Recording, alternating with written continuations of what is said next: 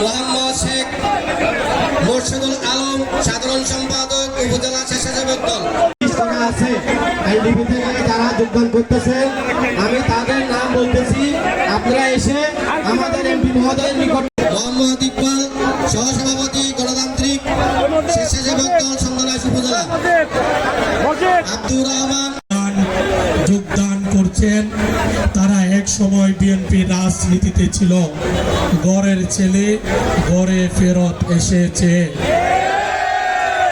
আমাদের এমপি মহোদয় থেকে ফুল নেওয়ার জন্য আমি অনুরোধ করছি। মেম্বার যারা আছেন, আপনারা এমপি সাহেব থেকে জনসাধারণ মা বোন